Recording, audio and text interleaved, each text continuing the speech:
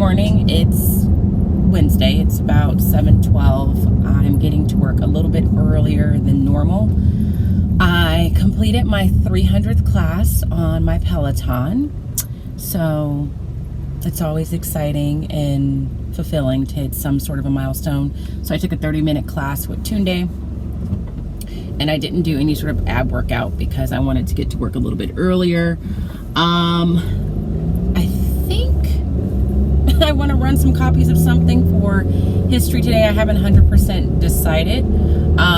So we're gonna, I guess, really start. Like, we very vaguely talked about like the Civil War last week and just told them that that was the next step that we were taking. But today I feel like it's going to be the first lesson. And so we're going to talk about the causes and effects of why Europeans chose to enslave Africans. And then I have a book, and there's a passage that kind of summarizes what like a day in the life of a slave was like as best as it can. And when I was at home last night, I was looking, I really wanted to get find some footage of like living spaces for slave owners, and then allow them to see what living spaces looked like for actual slaves. But I haven't really found anything. There's videos of plantations on YouTube, but they're like weird in different ways. Like, I mean, I found one that might work. It just doesn't go in as much detail as I wanted to in certain ways, so we'll see. But I think I'm going to make a copy of this passage and actually have them annotate on paper, which they haven't done in a while.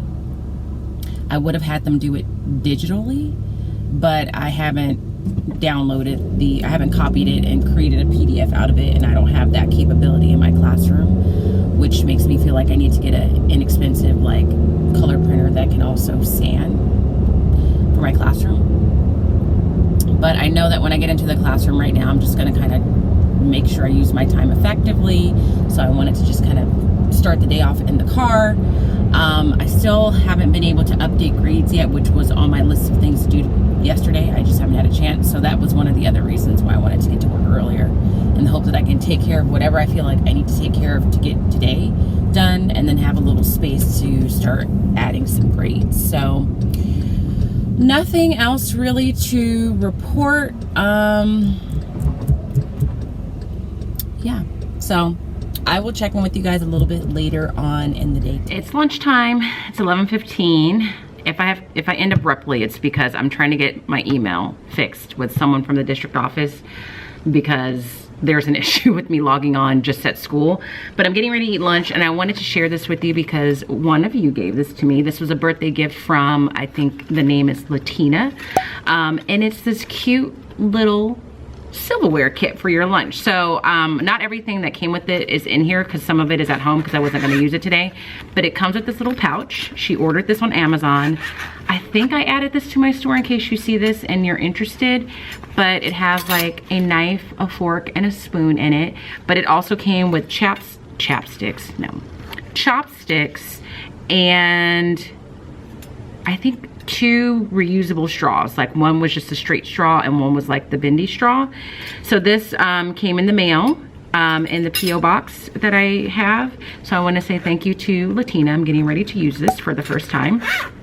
And then I also want to thank, I didn't bring the card with me. I want to say the name is Marcia.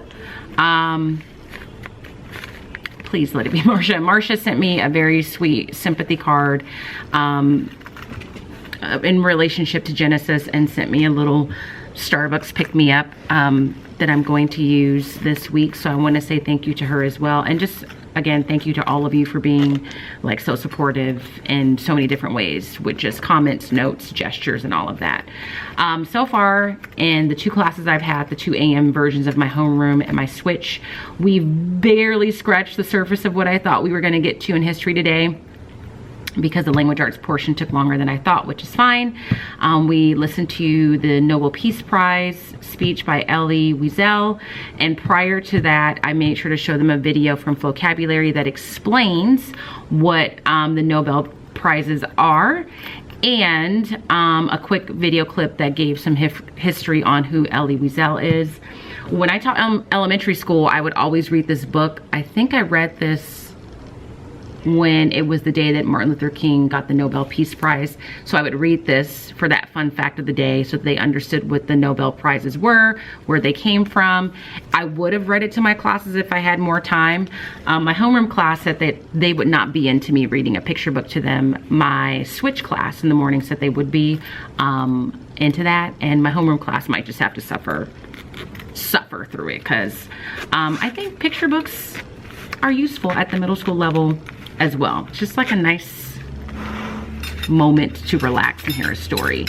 So I'm gonna eat my lunch, and then with history, the only progress we made is I was able to show them the video from Nearpod that talks about cause and effect in chronology, and then topical cause and effect, and explain that we'll probably be focusing more so on cause and effect in terms of chronology, since we're looking at history. And that's as far as we got. The Padlet response is what takes them a little bit longer. And I came up with this question on my own. Let me just share it with you, because I feel like it worked really well. The kids that I had shared the response that you would hope that they would come up with. And I just kind of came up with this question just before class started. And so here is the question. This is the beginning of my lunch, if you're interested in that. But the question was here. It said, based on this passage, dear Miss Breed, and what we have learned, how did many of the Japanese who were interned respond to their lives in the camps?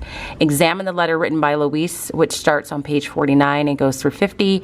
How is she dealing with the conflict she is facing while living in the camp? What similarities can you make between how she is dealing with things and how Anne Frank chose to deal with life in hiding? Cite text evidence in your response. So when I shared that, I made sure that the students understood that there was a total of 3 things that they were responding to, and that they needed to cite text evidence, but not necessarily text evidence for each question. But I said somewhere in your response, you should be grounding what you say based on a piece of text that could either be from Dear Miss Breed or Anne Frank. And so I had 2 to 3 people share in each group, and they each said what you would hope they would say in response, so that they identified what you would want them to identify. So that was good. It just took them a long time. It took them about 15 to 20 minutes to actually be able to cite or draft a response and look for text evidence and all of that. So that's what's up so far. I'm a little confused about how I'm gonna fix my email. I don't know if he's gonna call me or what, but I'm gonna go ahead and eat my lunch, and hopefully the next time I talk to you, email me your phone number. I'm supposed to email my phone number. Hopefully the next time I talk to you, it'll be fixed. I'm getting ready to go home, and it's 4:30. Hallelujah. Praise the Lord. All classes, none of the classes got to the significant portion of history, which actually worked for me because that was less stuff that I had to prepare and prep for tomorrow. I just basically had to repost it for tomorrow on Google Classroom. My homeroom class in the PM, it got a little bit better. Kids were definitely participating. I did make sure to give them like a clear speech and encouragement. Like, I wanted them to know if the strategy is let's not talk every day and we'll go outside, like that's not going to happen.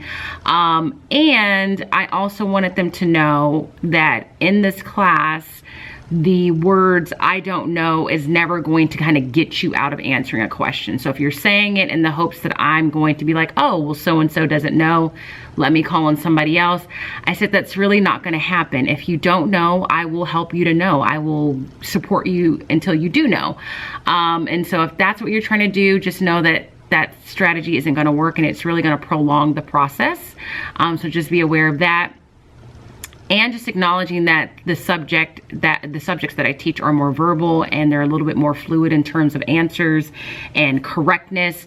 But I also let them know that there are no right or wrong answers in this class. Like, you know, whether that be with reading, It's not that there's a right answer that you need to say, there's a wrong answer. It's just that you need to have an answer based on your personal reflections or critical thinking, and be able to like support that with text evidence or personal experience or text to text connections. I said, yes, in history, there are moments where there are more correct answers than not. But even then, a lot of the interpretation of historical events or your opinions, those are your opinions. And we're here to acknowledge them and accept them and respect them. So I said, if the fear is that you're gonna say the wrong thing and then I'm gonna be like, that's wrong, and we're all gonna point our fingers and laugh that you gave the wrong answer, I said, it's not gonna happen. I said, this is a safe space. So you don't need to worry about that. And then I like hit it home and I said, so basically what I'm saying is you guys need to kind of get it together, because this just isn't going to work. So there were some kids that made some more effort, and hopefully as days go by, it gets better. And so that's how it went with the homeroom class. And switch class was the same old, nothing new there. But I think there's definitely, I know kids are AM and PM based on the alphabet, but I just feel like there's a different like energy that the kids bring that are coming in the PM. They've had all day to kind of meander about. They might be tired from something else they were doing earlier in the day, because my AM groups are definitely more hyped, much more like ready to go. And some of it is, I think there are more vocal and talkative students in those groups, but I also do think it has something to do with the time of day as well. So that's it. I'm gonna close this vlog here. That's creepy. I had a friend request from an old family friend that has passed away, so I don't know what that's about. And I'm gonna go home. I have to cook, so I need to kind of use my time effectively. I didn't get as much done in terms of planning for the Civil War, and I need to enter some grades, so I need to get that done. So I'm just gonna make sure to kind of cut it here so that I can focus on all of that when I get home. But if you enjoyed today's vlog, please do give it a thumbs up. If you're not subscribed, make sure you do that. And if you're not following me on Instagram, head over there. I just put up a new story and talked about one thing that I like about returning in person and one thing that I don't like. So check that out. You can find me at Smarty Style. And as always, I hope that you guys are well.